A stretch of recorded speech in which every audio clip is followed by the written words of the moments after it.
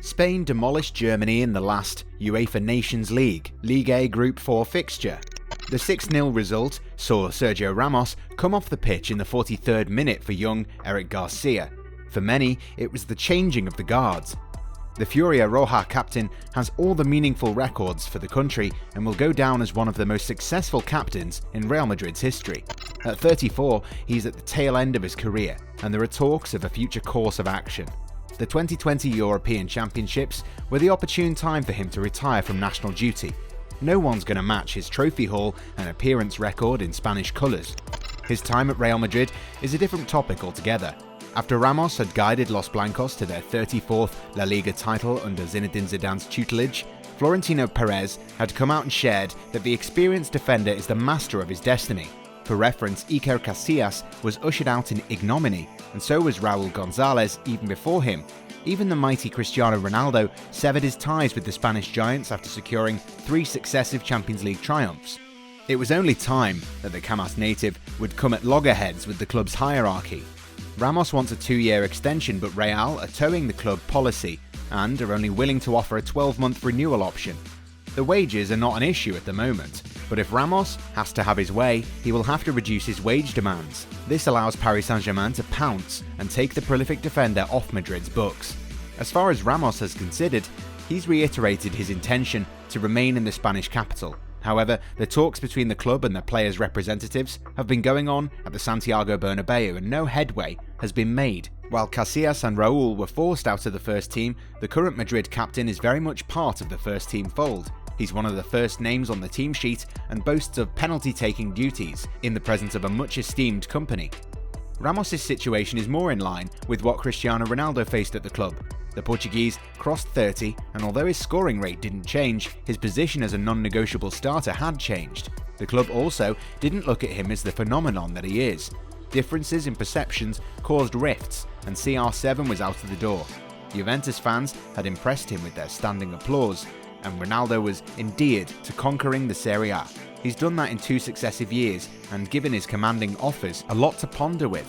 Andrea Pirlo is the 3rd incumbent of the managerial hot seat, and the retired midfield maestro struggles without Ronaldo in his starting 11. Compare this to the situation at the Bernabeu, and there are a lot of similarities. Zidane cannot dare to put a team on the pitch without Ramos with the captain's armband.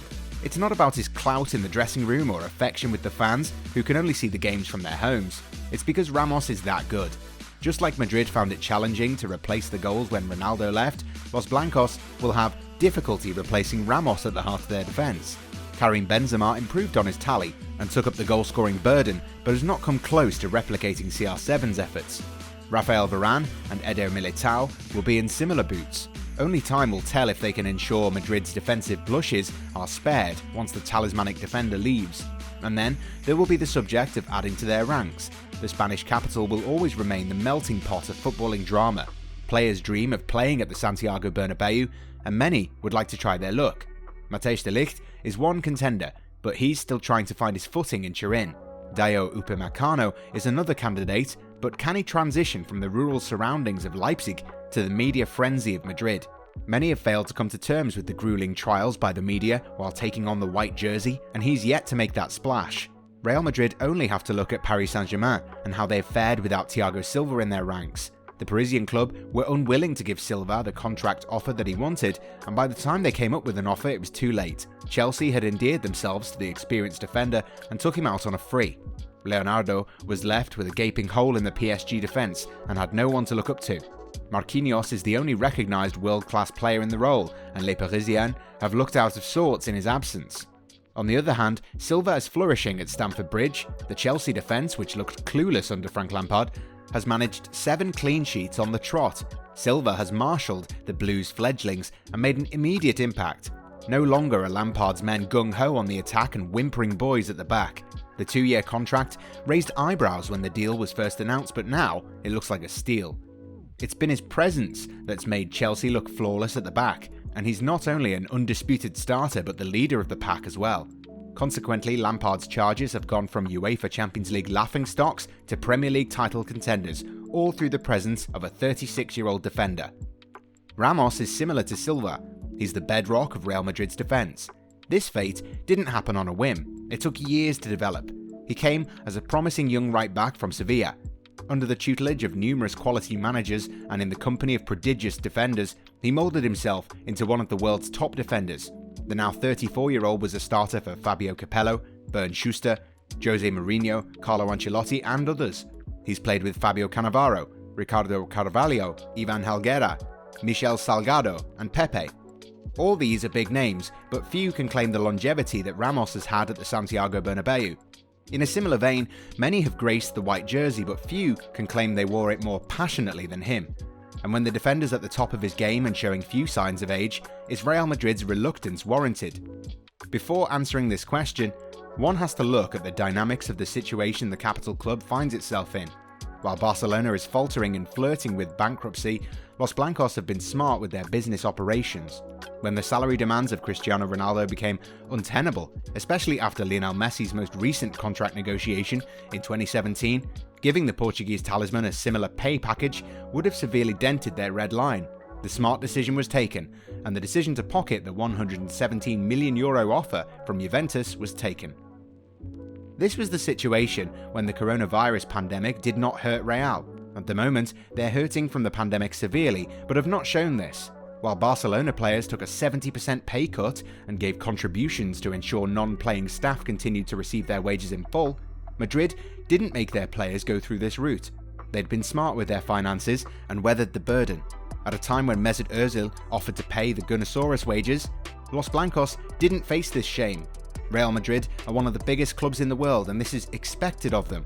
But when compared with the other juggernauts of the game, whose revenues are more significant, looking at you Barcelona, Real Madrid have fared very well.